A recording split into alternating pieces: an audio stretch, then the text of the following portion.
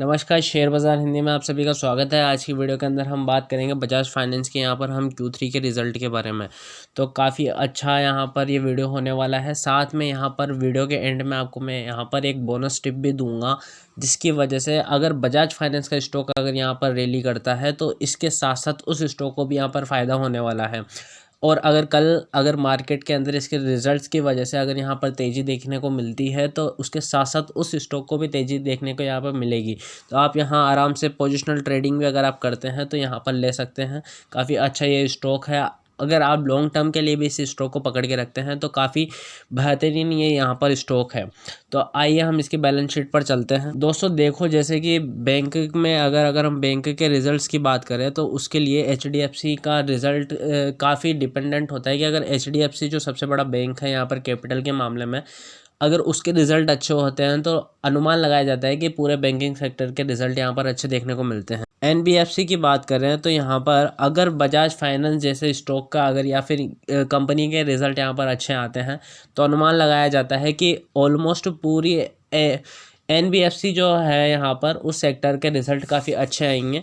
तो यहाँ पर सबसे पहले हम इस जो इनके रिज़ल्ट आया उसके अंदर जो जो मेन पॉइंट है उन पर हम डिस्कस कर लेते हैं। सबसे पहले हम यहाँ पर बात करते हैं कि जो इनका रिज़ल्ट आया है उसमें इन्होंने एक घोषणा की है कि यहाँ पर ये नॉन कन्वर्टिबल सिक्योरिटी के ज़रिए यहाँ पर जो कंपनी है यहाँ पर 1,60,000 करोड़ से लेकर 2,25,000 करोड़ तक यहाँ पर फंड है उसको रेज़ करने वाली है नॉन कन्वर्टिबल सिक्योरिटी के ज़रिए। इसके बाद हम इसकी बैलेंस शीट पर बात करते हैं, जो इसके रिज़ल्ट्स आए हैं उसके बारे में।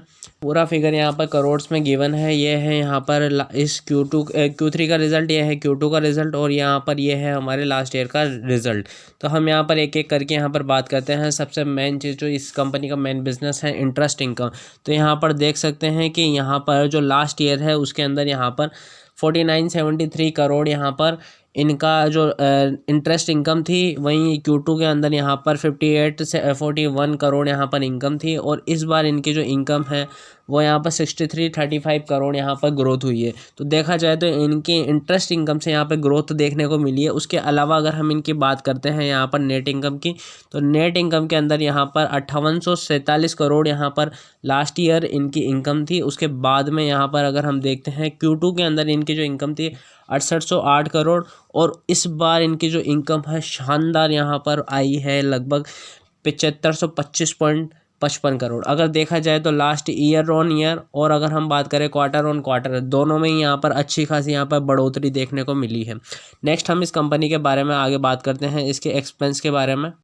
इसके एक्सपेंस पर बात करते हैं तो यहाँ पर जो लास्ट ईयर था यहाँ पर कंपनी का जो एक्सपेंस था वो 4425 करोड़ और इस Q2 के अंदर यहाँ पर एक्सपेंस था 5041 करोड़। और यहाँ पर सबसे ताजुब वाली बात कि यहाँ पर कंपनी की इनकम बढ़ी है, उसके साथ उम्मीद की जाती है कि इनकम बढ़ती है तो उसके साथ साथ उसका जो यहाँ पर है एक्सपेंस भी बढ़ता है, क्योंकि ज़्यादा इनकम कमाने के लिए कंपनी को ज़्यादा पैसा खर्च करना पड़ता है। लेकिन यहाँ पर हुआ बिल्कुल अपोजिट है। यहाँ पर Q2 में जो इन्होंने जो इन्वेस्टमेंट किया था यानी जो एक्सपेंसेस किए थे उसके बदले में यहाँ पर जो Q3 के रिज़ल्ट में यहाँ पर उसकी तुलना में कम यहाँ पर इनको खर्चे करने पड़े हैं। तो यहाँ पर सीधी सी बात है कि अगर हम यहाँ पर इनकम में से माइनस करेंगे एक्सपेंस को तो शानदार यहाँ पर प्रॉफिट ही प्रॉफिट होने वाला है, लॉस की तो चांस ही नहीं है। तो अब इसके हम प्रॉफिट पर चलते हैं। इसका प्रॉफिट यहाँ पर हमें क्या कहना चाहता है, तो अगर हम इसके प्रॉफिट की बात करें तो कंपनी ने यहाँ पर आफ्टर टैक्स यहाँ पर जैसे कि लास्ट ईयर कंपनी का जो यहाँ पर प्रॉफिट था वो करीबन 1048 करोड़ था और Q2 के अंदर ये जो प्रॉफिट था यहाँ पर 1305 करोड़ और इस बार यहाँ पर लगभग ये जो प्रॉफिट है इसका 1933 करोड़ के समथिंग यहाँ पर पहुँच चुका है। तो ईयर ऑन ईयर बात करें या चाहे हम क्वार्टर ऑन क्वार्टर बात करें, क्या शानदार यहाँ पर कंपनी ने प्रॉफिट यहाँ पर दिया है। इसके बाद हम यहाँ पर बात करते हैं कंपनी के अर्निंग पर शेयर के बारे में। तो कंपनी के अर्निंग पर शेयर की अगर हम यहाँ पर बात करें तो कंपनी का यहाँ पर जो लास्ट ईयर यहाँ पर 17 रुपये 45 पैसे और Q2 के अंदर यहाँ पर 21 रुपये 67 पैसे और यहाँ पर इस बार इनका जो EPS है वो यहाँ पर 32 रुपये और 8 पैसे यहाँ पर आया है। अब हम कंपनी के सबसे ज़रूरी बात, जब भी हम बैंकिंग या NBFC कंपनीज़ के बारे में बात करते हैं तो सबसे ज़्यादा ज़रूरी है कि हम उनके NPP के बारे में बात करें। एन बोले तो यहाँ पर इनका जो NPA है यानी नॉन परफॉर्मिंग एसेट, पी बोले तो इनके प्रोविज़न, और यहाँ पर पी बोले नेक्स्ट पी वो है इसका प्रॉफिट। तो प्रॉफिट हमने देख लिया है, अब इसके प्रोविज़न और यहाँ पर हम बात करते हैं इसके ग्रॉस एनपीए को मैं यहाँ पर ज़्यादा फोकस पे रखूँगा, तो इनके बारे में हम बात करते हैं। अगर कंपनी के लोन बुक को देखें तो यहाँ पर जो FY21 के अंदर इनकी जो लोन बुक थी वो करीबन 6.04 मिलियन थी, और इस बार अगर हम यहाँ पर बात करें FY2022 की, तो यहाँ पर इनकी जो लोन बुक है उसकी साइज़ यहाँ पर 7.44 मिलियन हो चुकी है। अब जैसा कि हम जानते हैं कि NBFC का धंधा होता है यहाँ पर लोन का, तो अगर ये कंपनी की अगर लोन बुक में बढ़ोतरी होती है, यानी कि कंपनी काफ़ी बेहतरीन यहाँ पर बिज़नेस कर रही है। उसके बाद अगर हम यहाँ पर बात करते हैं कंपनी के फ्रेंचाइज़ी के बारे में, तो यहाँ पर हम देखते हैं कि जो कंपनी के फ्रेंचाइज़ी थी वो दिसंबर 2020 तक यहाँ पर 46.31 मिलियन थी, जो इस बार बढ़कर यहाँ पर हो चुकी है 55.36 मिलियन इस Q3 के अंदर।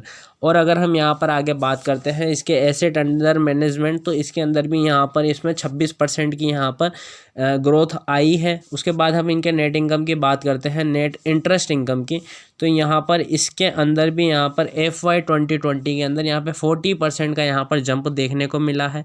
कंपनी का ऑपरेटिंग एक्सपेंस की बात करें तो यहाँ पर कंपनी का जो ऑपरेटिंग एक्सपेंस है यहाँ पर जो लास्ट FY2021 के अंदर यहाँ पर 13.3% था, और यहाँ पर FY2022 के अंदर यहाँ पर 34.7% यहाँ पर हुआ है।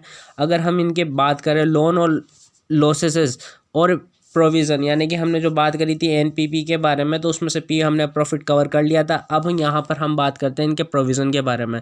तो यहाँ पर इनका प्रोविज़न का मतलब होता है कि कंपनी का कोई NPA हो जाता है, या फिर कोई कंपनी के साथ में डिफ़ॉल्ट कर जाता है यहाँ पर इंटरेस्ट देने में, या फिर अपना पैसा रिकवर करने में कंपनी असफल रहती है, तो कंपनी को अपने प्रॉफिट में से कुछ हिस्सा निकाल कर लोन बुक के अंदर डालना पड़ता है, ताकि जो उसका कंपनी का जो सिस्टम है वो अच्छी तरह से काम कर सके। तो यहाँ पर कंपनी का जो यहाँ पर प्रोविज़न है और लोन लॉसेस है, यहाँ पर जो FY21 के अंदर था वो 1352 करोड़ था, जो इस बार घटकर यहाँ पर 1051 करोड़ हो चुका है। तो कंपनी की बैलेंस शीट यहाँ पर 5 स्टार बैलेंस शीट है, काफ़ी बेहतरीन बैलेंस शीट है। अगर हम यहाँ पर बात करते हैं इसके आगे ग्रॉस NPA के बारे में, तो कंपनी का ग्रॉस NPA की बात करते हैं, तो यहाँ पर जो लास्ट क्वार्टर था उसके अंदर यहाँ पर कंपनी का जो ग्रॉस NPA था यहाँ पर 2.45% था, जो इस बार यहाँ पर गिरकर 1.73% हो चुका है, जो कि काफ़ी बेहतरीन बात है। जो नेट NPA था यहाँ पर 1.10% वो यहाँ पर हो चुका है 0.78%। अब यहाँ पर मैंने आपसे कहा था कि मैं आपको यहाँ पर बोनस शेयर देने वाला हूँ, बोनस शेयर के बारे में बताना वाला हूँ। बोनस शेयर है आपको इसकी शेयर होल्डिंग पैटर्न में मिलेगा। तो यहाँ पर मैं आपको बताता हूँ कि इसका जो बोनस शेयर है यहाँ पर आप यहाँ पर देखिए कि बजाज फिनसर्व, तो मोस्टली जो कंपनी की जो यहाँ पर शेयर्स है वो, या फिर कंपनी का जो मेन प्रमोटर है वो यहाँ पर है बजाज फिनसर्व।